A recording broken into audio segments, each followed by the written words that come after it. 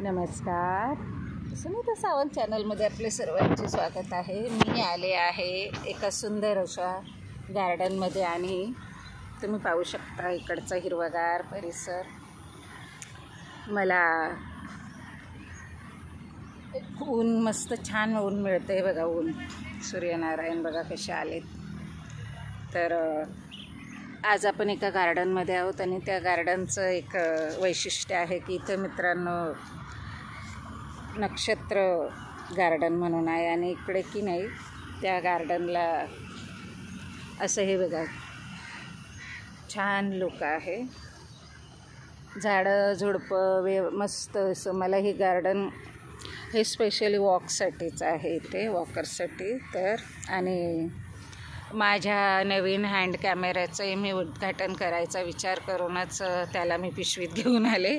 ते बघा मी कशी छान बसले आणि म्हटलं स्टँडिंगला हे घेऊन यावं. तर इकडे 12 राशींचे इकडे असेही लिहून ठेवलेले आहेत. त्यांचे काय झाडं 12 राशींप्रमाणे झाडं पण असतात आणि 27 चंद्र नक्षत्र असतात. तर 27 नक्षत्र ज्या वेळेला मनुष्य जन्म घेतो तर असं बोललं जातं की त्या वेळेनुसार जी राशी असेल, जे नक्षत्र पडतं आकाशात, तर त्या ज्योतिषशास्त्रानुसार तर त्या बालकावर नंतर पुढे होऊन ती व्यक्ती मोठी होते. तर त्याच्या जीवनावर मित्रांनो ज्योतिषशास्त्र सांगतं की त्या नक्षत्रांचा प्रभाव असतो. आणि हे मीही मानते. पृथ्वी जशी गोल फिरते तशी सूर्याभोवती पृथ्वी फिरते आणि जे हे ग्रह गोल असतात आपले नवग्रह, तर नवग्रह आणि त्या वेळेला मनुष्य जन्म होतो त्या ग्रहांचा, त्या राशींचा आणि त्या नक्षत्रांचा.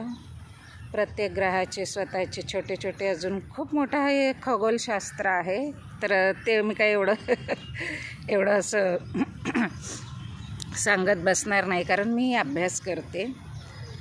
ज्या वेळेला आपले निर्णय चुकतात जीवनात, आपल्याला खूप काही असं, तर त्यावेळेला आपल्याला ज्योतिषशास्त्राचा आधार वाटतो, घ्यावाच लागतो. कारण आपण मग साहजिक जातो ज्योतिषशास्त्राकडे, एखाद्या ह्याच्याकडे पाहणाऱ्याकडे की बाबा आम्हाला अशी समस्या आहे, तर याला काय आहे. तर मग त्यावेळेला आपल्याला सांगतात आपल्या राशीच्या हिशोबानं आपल्याला जन्म कधी झाला, तारीख, वेळ. मोस्टली बरेच जणांना वेळही आजकाल आता बघा आत्ताची जी आमची पुढची पिढी आहे यांच्या सगळ्या वेळ काळ लिहिलेले असतात. पण पूर्वीच्या काळी कुठे एवढं काही लिहिलं जात नव्हतं, परंतु असं सांगितलं जायचं की अमुक धमुकला तुझा जन्म झाला. तर त्यावेळेला एक असे ठराविक हे जे असायचे, आपण आपले जे 12 महिने आहेत, तर कोण बोलायचं मार्गशीर्षात झाला असतो, कोण बोलायचं पौषमध्ये झाला.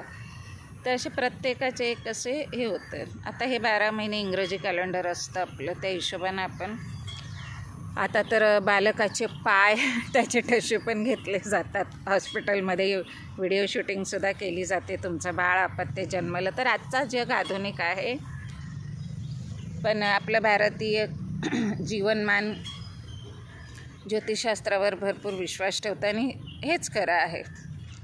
तर जीवनामध्ये ज्या वेळेला तुम्हाला काही समस्या येतात तर त्यावेळेला तुम्हाला ज्योतिषशास्त्राचा आधार घ्यावा लागतो. तर आता इकडे जे 12 जे आहेत त्याचा मी आता तुम्हाला दाखवते की त्याची 12 राशी आणि त्यांची झाडं आणि त्यांचं